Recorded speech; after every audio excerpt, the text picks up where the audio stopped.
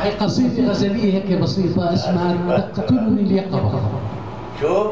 تقتلني اليقظة. قال على أطراف فجري نجمتاها توقدتا بذكرى من سناها، وهذه الأرض مد شوقي، وهذا الأفق يغرق في نداها.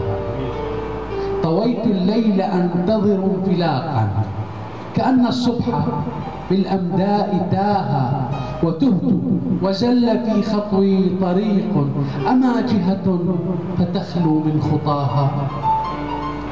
ونار الشوق تلهب حلق صمتي وتنزف لهفتي.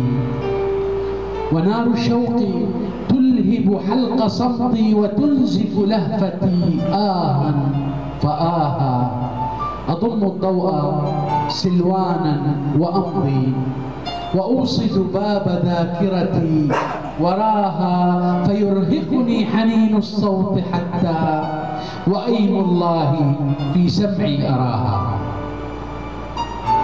أضم الضوء سلوانا وأمضي وأوصد باب ذاكرتي وراها، فيرهقني حنين الصوت حتى وأيم الله في سمعي أراها. وأوهمني بأن النوم ستر وصومعة، فتعصم من أتاها فتسبقني، وتوغر صدر صحوي بأطياف فلا ألقى سواها.